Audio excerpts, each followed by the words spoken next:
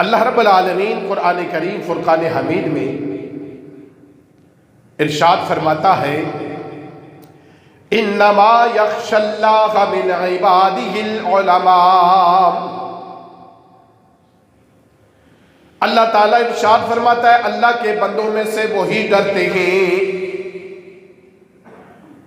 اللہ کے بندوں میں سے وہی لوگ اللہ سے ڈرتے ہیں جو علم رکھتے ہیں، جو سمجھ رکھتے ہیں۔ جنہیں اللہ نے علم عطا کیا ہے وہی اللہ سے ڈر بھی رکھتے ہیں۔ اللہ کا خوف انہی کے دلوں میں ہے جو اللہ سے ڈرتے ہیں، اور جو اللہ سے نہیں ڈرتا اس کے دل میں خوف نہیں ہوتا، اور جس کے دل میں خوف ہے، اور اللہ فرماتا ہے جو علم رکھتے ہیں انما یخشی اللہ من عبادہ العلماء۔ اللہ فرماتا ہے اللہ کے بندوں میں سے، اللہ فرماتا ہے میرے بندوں میں سے مجھ سے وہی ڈرتا ہے، وہی بندہ خوف رکھتا ہے میرا جو علم رکھتا ہے، جسے سمجھ ہے، جسے عقل ہے، جسے معلوم ہے، وہی مجھ سے ڈرتا ہے۔ اللہ کا خوف، اللہ کا ڈر اور خوف ہر بندے کو اپنے دل میں رکھنا چاہیے۔ اللہ کا خوف ہر لمحے انسان کے دل میں ہونا چاہیے، اور اس کے بدن پر اللہ کا خوف ظاہر ہونا چاہیے، اور اس بندے کے اعضاء پر، جسم کے اعضاء پر اللہ کا خوف کا اثر ہو۔ اور فرمایا کہ خوف خدا کا اثر اس بندے کے اعضاء پر ہو، اور حد سے کم خوف، ایک کیفیت ہے حد سے کم خوف کا ہونا، اور وہ خوف کیسا ہے؟ جیسے عورتوں کا خوف پایا جاتا ہے۔ کوئی بات سن لی، کوئی معاملہ درپیش آ گیا، کوئی حادثہ دیکھ لیا، بس رو لیے، آنسو بہا لیے، جب تک وہ معاملہ پیش نظر رہا، خوف رہا، ڈر رہا، وہ معاملہ ختم ہو گیا، دل کی خوف کی کیفیت ختم ہو گئی۔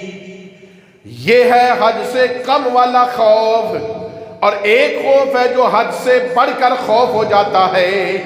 حد سے زیادہ خوف رکھنا، علماء فرماتے ہیں کہ یہ خوف بھی صحیح نہیں، کہ حد سے زیادہ اللہ سے خوف رکھنا، جہنم کا خوف، دوزخ کی آگ کا خوف، نامہ اعمال کا خوف، اور کل حساب و کتاب کا خوف، اللہ کے سامنے پیش ہونے کا خوف، اور اس لمحے اپنی رسوائی کا، حیا کا خوف۔ جب اعمال اللہ کے سامنے کھلیں گے تو اس لمحے کے حیا کا خوف ہے، کہ اس لمحے جب ساری کائنات کے سامنے، ساری دنیا کے سامنے ہمارے نامہ اعمال کو کھولا جائے، اس لمحے کا خوف۔ اللہ اکبر۔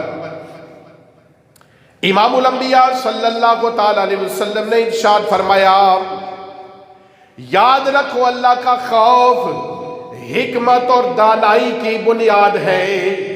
اللہ کے نبی نے فرمایا حکمت والا شخص وہ ہے، دانا عقل مند شخص وہ ہے جو اللہ سے ڈرتا ہے، اللہ کی خشیت کو، خوف خدا کو اپنے دلوں میں سما کر رکھتا ہے۔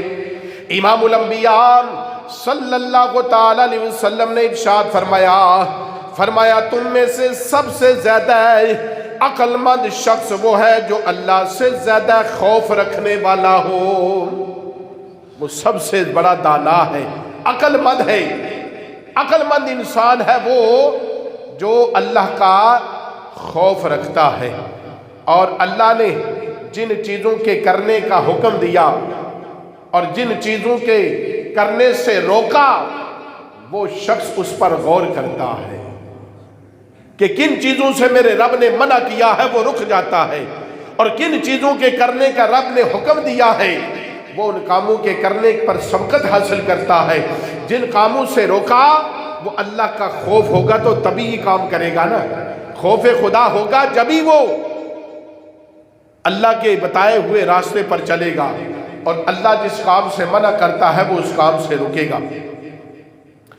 اللہ کے محبوب صلی اللہ تعالی علیہ وسلم نے ارشاد فرمایا، جس شخص کی آنکھوں سے اللہ کے خوف کے سبب مکھی کے پر کے برابر بھی آنسو نکل آیا، اور وہ آنسو اس کا نکل کر اس کے رخسار پر بہہ گیا، اللہ کے نبی صلی اللہ تعالی علیہ وسلم نے یہ نہیں فرمایا کہ وہ چھما چھم روئے اور اس کے آنسو اتنے بہ جائیں.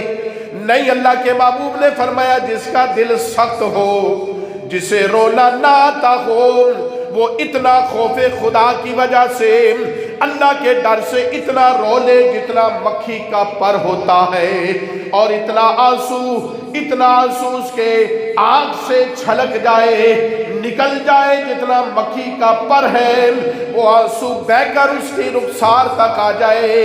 امام الانبیاء صلی اللہ تعالی علیہ وسلم نے ارشاد فرمایا، اللہ اس پر دوزخ کی آگ کو حرام کر دیتا ہے.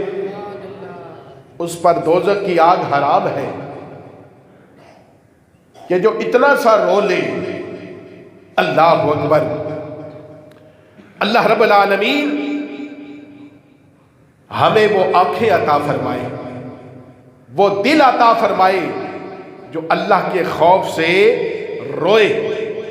اللہ کے محبوب صلی اللہ تعالی علیہ وسلم نے ارشاد فرمایا، مومن کا دل اللہ کے خوف سے کانپتا ہے تو اس کے گناہ سے جڑتے جیسے خزاں کے موسم میں درختوں سے پتے جھڑ رہے ہوتے ہیں.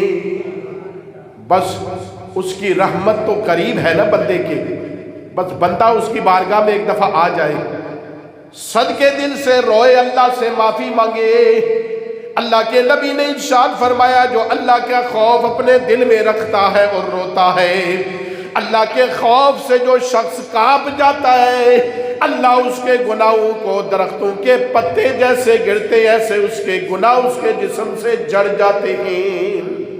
اللہ اس کے گناہوں کو معاف فرما دیتا ہے. اللہ اکبر. امام الانبیاء صلی اللہ علیہ وسلم کے غلاموں